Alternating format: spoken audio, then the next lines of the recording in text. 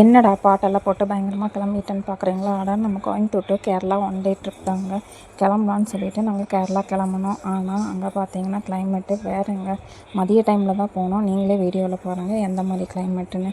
கேரளாக்குள்ளே enter ஆகும்போதே சரியான மழை start ஆகிடுச்சு.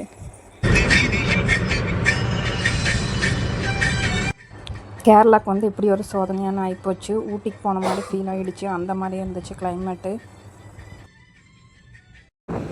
அப்படியே இந்த அழகை ரசிச்சுட்டு நாங்கள் போன இடம்தான் கேரளாவில் இருக்கிற தம்பன் கடாவு பீச்.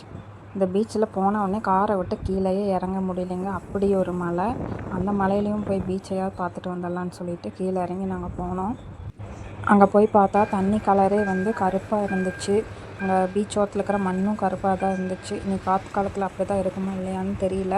அதனால் நாங்கள் காலை கூட நனைக்கல. ஏன்னா மழையும் வந்துட்டு இருந்துச்சு. அதனால் பீச்சை மட்டும் பார்த்துட்டு ஒரு வீடியோ எடுத்துகிட்டு அப்படியே கார் ஏறிட்டோம். நீங்களே வீடியோவில் பார்த்தீங்கன்னா தெரியும் மழை எப்படி வந்துட்டு இருக்குதுன்னு.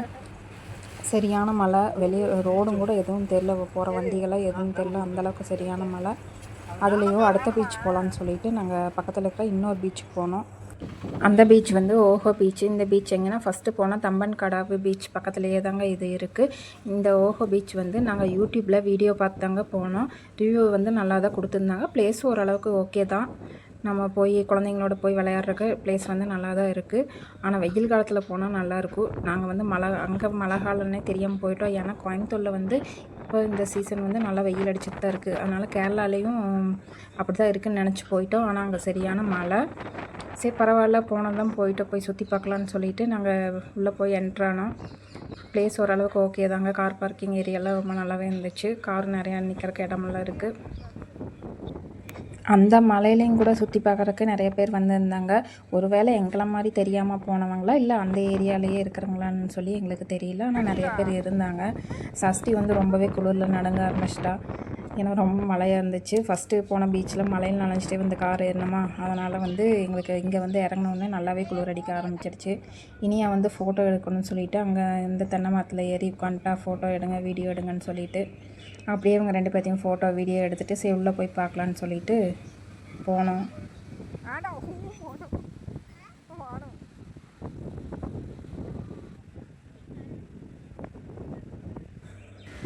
இனியாவும் சஷ்டியும் வந்து காற்றுலையே அப்படியே 2 பேரும் கையை பிடிச்சிட்டு நடந்து போனாங்க. ஃபோனும் ஈரமாயிட்டே இருந்துச்சு மழை தண்ணி விழுகிறதுனால. அதனால் ஃபோனை தொடச்சிட்டு அப்படியே வீடியோ எடுத்துகிட்டு இருந்தேன்.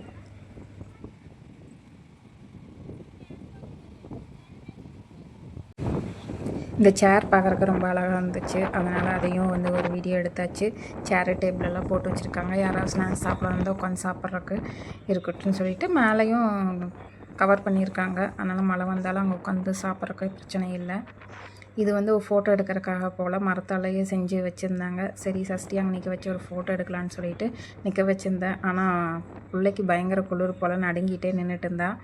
பக்கத்துலேயே வந்து ஒரு தூரி இருந்துச்சு. இனியா வந்து நான் போய் தூரி ஆடுறேன்னு சொல்லிட்டு கீழே மழை தண்ணி பரவாயில்லன்னு சொல்லிட்டு போய் அதிலே விளையாடுறேன்னு சொல்லிட்டு உட்காந்து தூரி ஆடிட்டு இருந்தா. ஆளுக்கு ஒரு பக்கம் மாற்றி மாற்றி மழையிலேயே நனைஞ்சிட்டு குளிர்லேயே நடுங்கிட்டு விளையாடுறேன்னு சொல்லிட்டு விளையாடிட்டு இருந்தாங்க.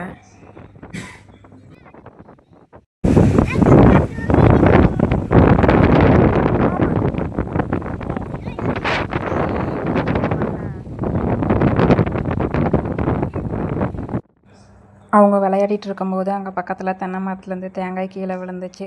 சரி நம்ம வந்ததுக்கு இதான் லாபம்னு சொல்லிட்டு தேங்காய் வந்து நாங்களே எடுத்துக்கிட்டோம். இனியா வந்து அதை கொண்டு போய் காரில் வைக்கிறேன்னு சொல்லிட்டு தூக்கிட்டு போயிட்டா. அடுத்து என்ன நடந்துச்சுன்னு அடுத்த வீடியோவில் போடுறேன். மறக்காமல் இந்த சேனலை சப்ஸ்கிரைப் பண்ணிக்கோங்க. இந்த வீடியோ பிடிச்சிருந்துச்சின்னா லைக் பண்ணுங்கள், கமெண்ட் பண்ணுங்கள். Thank you friends.